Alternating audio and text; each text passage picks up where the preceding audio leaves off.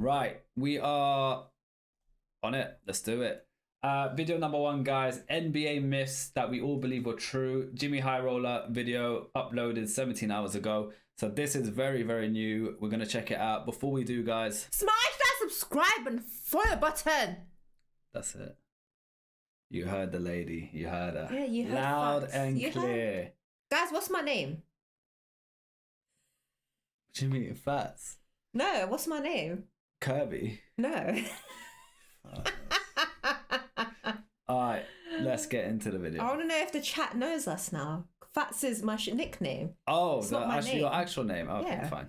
I'll let you guys figure it out. I'm sure they know. Let's play. Exhilarating than being a kid at an NBA game behind the basket distracting the other team from making free throws is being a grown man behind the basket distracting the other team from making free throws. Sit in this section at any basketball game and there is no end to the effort home teams and their fans will make to try to get the opposing team to miss a few shots at the charity stripe. Fans with signs, fans dousing themselves in paint and insane outfits. Those dreadfully loud thunder sticks they hand out before the game. Mascots themselves getting in on the action.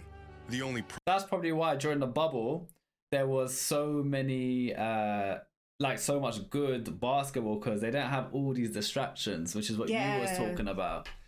So I agree. They actually was able to lock in. Yeah. Problem is, fans attempting to distract free throw shooters at the line doesn't work, like, at all. Over the years, researchers have done numerous studies into this topic and found that distracting free throw shooters essentially has no effect on the results of their shot. When comparing free throw shooting of teams playing at home versus away, a negligible difference was found in free throw percentage. Over the last 25 seasons, home teams have shot just 0.2% better from the line compared to visiting teams, suggesting that efforts made by fans of the home team have no effect on performance, and that even the 0.2% discrepancy was due to other factors. Years ago, sports science conducted an experiment testing this theory, how or if fan distraction affects the shooting efficiency of players at the line. And they tried everything, and they came back with the same results. It does not. Despite the effort, fans attempting to distract opposing players at the line. Do you think that counts? I don't think it counts. Because they had no audience either. There's no with professional sport is different. And it seemed like, I don't know, his distance didn't seem like a free throw distance. Yeah. He seemed a lot closer. And the audience was two attractive girls, so he's going to try and impress them anyway. And the other guy was probably his friend, so... Basically, invalid results. Yeah. That's what they call it. The data lacked validity. That's my opinion anyway. Virtually doesn't affect their performance at all. However, there is a different way fans can dramatically affect free throw shooting throughout NBA games. And that is by not going to the games. After years of attempting to create controlled environments for these studies, researchers were given the perfect sample on the effects of fan interaction and player performance due to COVID and social distancing back in 2020 and 2021, where the NBA had a season and a half of games featuring 0 fans. And after gathering the data, researchers found that free throw percentage jumped up by 3 to 4% without fans in attendance across the NBA, from about 76% to 79%, a percentage that fell back down to the long-standing league average of about 75% once fans were brought back into attendance the following season. In fact, their data showed that having fans in attendance affected home teams equally as much as away teams. Overall, it was found that the largest variable that had an effect on free throw shooting was the circumstance of the game.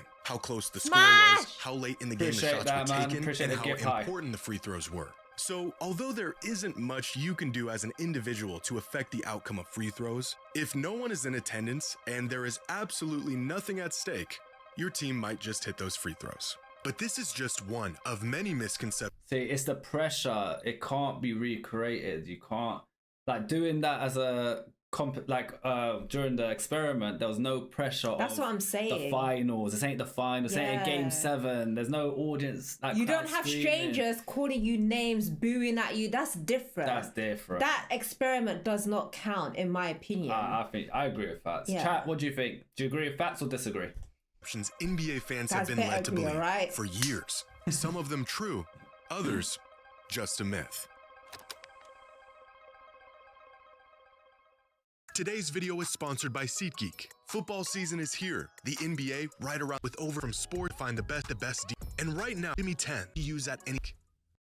On December 26, 2020, during a Warriors practice, Steph Curry pulled off a nearly impossible feat. We watched that. Yeah, Over the course of sick. 5 minutes, Steph hit 105 consecutive three-point shots. 105 in a row. Most of these shots not even touching the rim. Yeah, but Steph is the greatest shooter in the world. So you would think a feat like this should be in the realm of possibility for him. And technically, it is. If we assume Steph shoots about 95% from three in an empty gym during practice with no defense, the chances of him making 105 threes in a row is less than 0.5%. Possible, but there might be something else going on here. After this clip surfaced, many fans began speculating the hot hand theory, an old myth that a player who makes a sequence of shots has a greater chance of continued success in the subsequent attempts. And NBA fans will be the first to tell you that the hot hand is a very real thing. We've all seen the hot hand catch fire in real time, when a few good makes seems to be the direct cause of a few more good makes. If you've played basketball, you've probably felt this yourself. Except, research says otherwise. In 1985, Jimmy loves the data, innit? He's like, what the data says is what he agrees with. But this is why his videos are so good, because he doesn't just talk. He backs up what he talks with evidence. It's like a university, or what you guys call college, like coursework. And you know, you have to back your points. You can't just have a point. You have to reference it as well. Defo. And yeah, hi. Send me on Instagram, bro. Yass Gifted. Just send me a link and I'll check it out, bro. Researchers crunched the numbers and found that there was no correlation between the success of one shot leading to greater success on the next shot. This research was groundbreaking at the time and called the idea of the hot hand a fallacy, a myth. However, recently further research was done on this topic, a lot of research, and what they found was that the hot hand does in fact exist. Contrary to the research done in 1985, with the advent of modern technology, tracking data, and more detailed shooting logs, many studies have shown that when a player makes consecutive shots, the chances of their following shot going in actually does increase. Now, the results of each study are heavily dependent on the sample of players, with one sample seeing a 3 to 4% increase in shooting percentage in these hot hand moments, another sample of players getting an 8% boost in shooting percentage, and a third sample getting a 12% increase in shooting percentage after hitting 3 shots in a row as opposed to missing 3 shots in a row. Despite the variance in the overall effect of the hot hand, the results showed that there is a very clear correlation between making your previous shots and the expected outcome of your next shot. But in 2022, researchers at the University of Pittsburgh took this one step further by not just studying the shooting habits of players at practice in controlled environments, but actually gathering data from live games. After analyzing 170,000 field goal attempts in NBA games from the 2014 and 2015 seasons, pulling from play-by-play logs and player tracking, and comparing expected results against actual outcomes, they found that the hot hand was not only real, it had dramatic effects on the performance of certain players. Specifically, 30 players showed a statistically significant hot hand effect. Chat, do you guys feel like hot hand's a real thing? A lot of you, I'm sure, play basketball. You know, do you experience hot hand when putting away shots? Do you think this is a true theory from your own experience? I'd love to know. After hitting 2 shots in a row, these players were 2.7% more likely to hit the third. After 3 straight makes, the boost grew to 4.4%. And after 4 straight makes, the likelihood of hitting the next shot jumped by nearly 6%. Their data also showed that the hot hand is not a constant around the league, but instead varies from player to player, suggesting that it's not about how good of a shooter they are or how well they can score, but rather how each player reacts psychologically after making or missing a shot. A phenomenon that was dismissed for decades, but those who've played basketball knew all along was a real thing.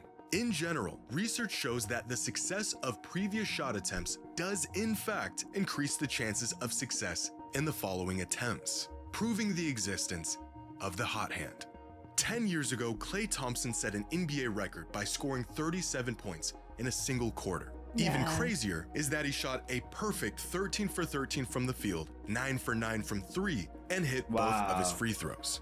37 points, 1 quarter, not a single miss. Based off of his shooting splits from that season, the chances of him pulling this off were about 0.002%. My God. So either Klay Thompson was the luckiest man alive on that night, or his hands were on fire. Yeah, they were blazing hot. Klay put away so many, he got like 100% shot rate. Yeah. Because just put away so many, the percentage got too high.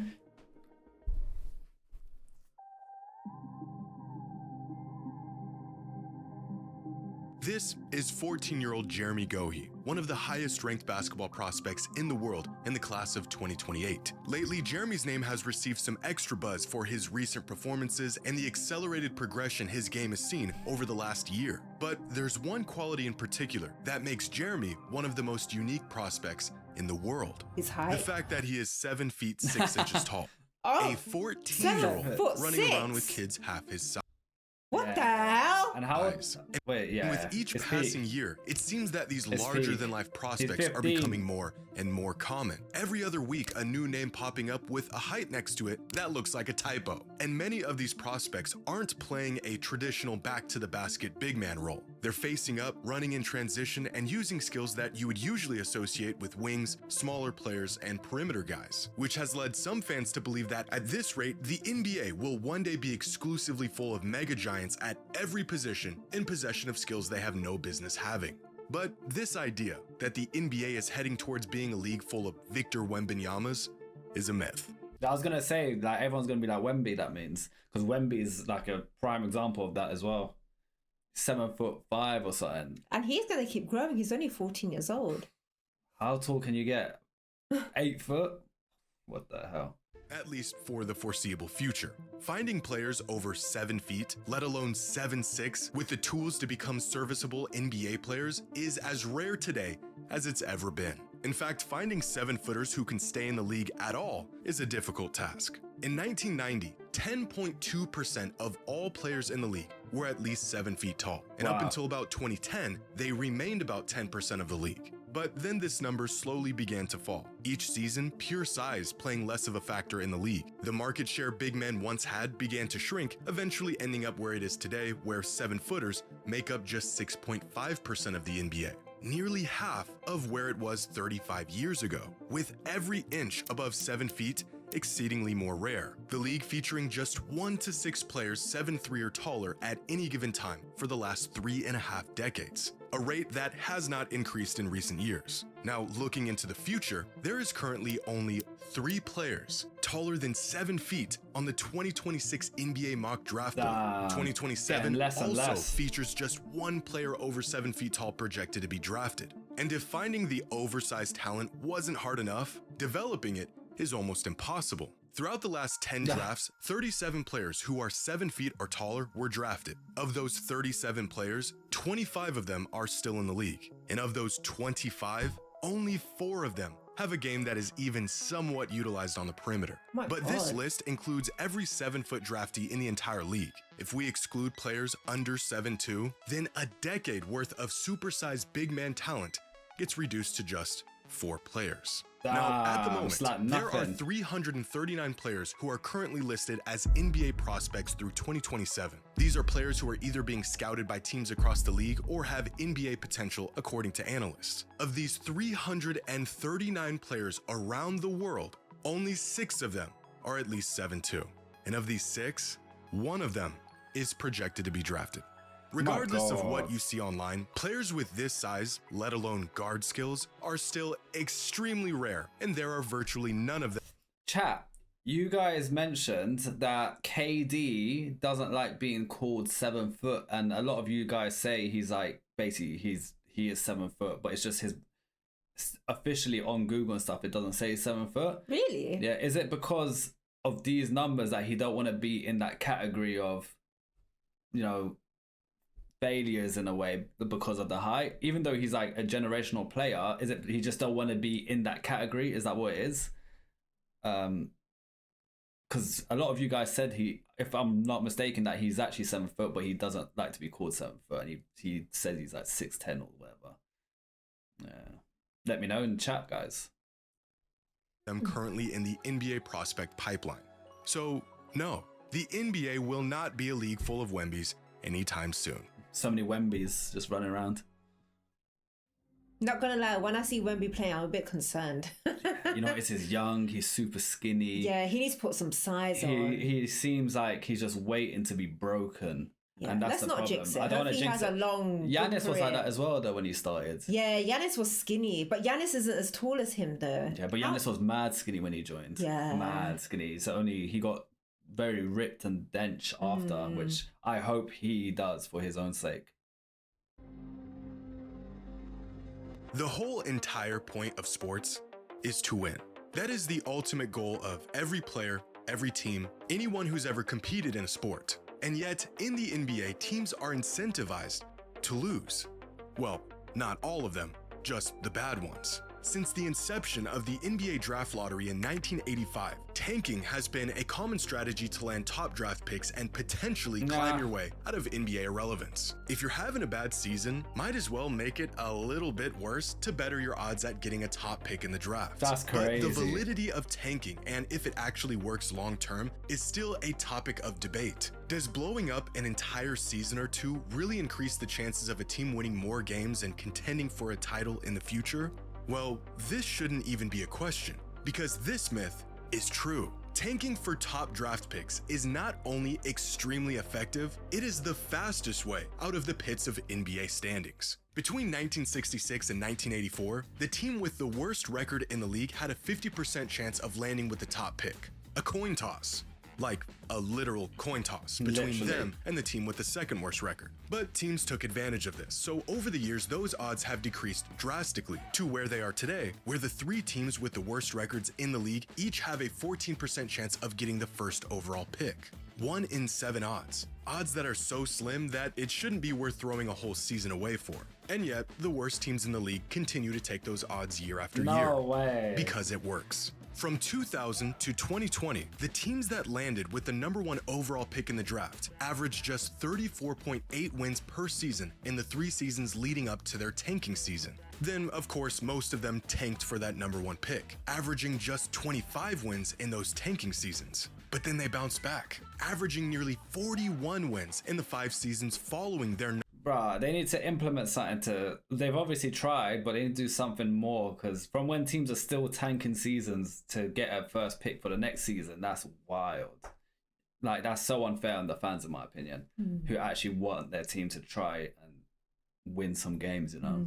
Number 1 pick. A nearly 15% increase in wins from before winning the draft lottery to after winning it. But this boost in success doesn't just apply to teams who won the draft lottery, because here are the average records for teams who landed with the 2nd and 3rd overall pick in the draft. Teams who also saw a notable boost in wins after landing a top pick. Yeah. In fact, on average, teams won 5 more regular season games per season in the 5 years following a top 3 pick in the draft. That's crazy. Now, where the real difference comes in is the playoffs, where teams who won the number 1 overall pick in the draft lottery averaged just 0.6 playoff wins per season leading up to their tanking season. In the 5 years following their first overall pick, they averaged 3 playoff wins per season, 5 times the amount of playoff success they had prior to their pick and prior to tanking. And again, teams that landed with the 2nd and 3rd pick also saw a drastic increase in playoff success in the 5 following seasons. Use any metric to determine the merit of tanking in the NBA,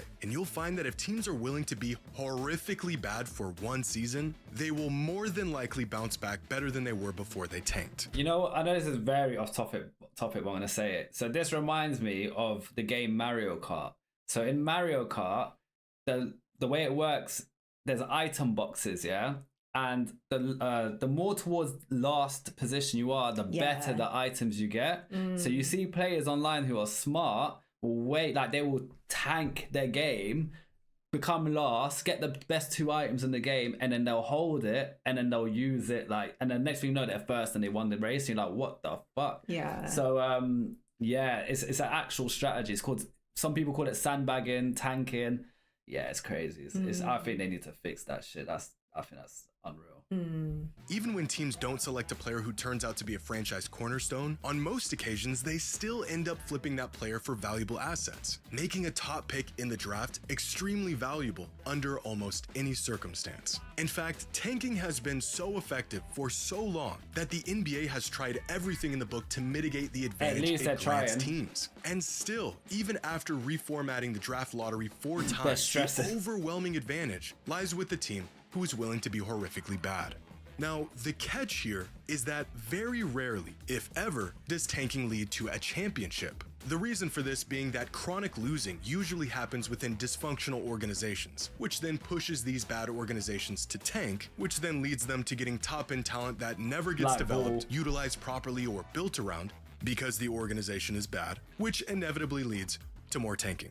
So if a team's goal is to win a championship, well, they're probably not in a position to tank in the first place. But if they just don't want to be an NBA bottom feeder anymore, then tanking is unfortunately an incredibly viable option. Bruh, what's your thoughts on that? Weird? I didn't know that happened in the NBA like that. I don't know either, but you have to be strategic and everything, right? Man, I think that's unfair on the players as well, man, because they end up joining a team like that shouldn't have had that player just because they kind of like, in a way, it's like you're kind of, what's the word? Oh, it's slipped on my head. You're not misguiding, but you're playing the system. Basically, there's a word for it, but yeah. You're playing the system. That's basically what it is. Yeah, man.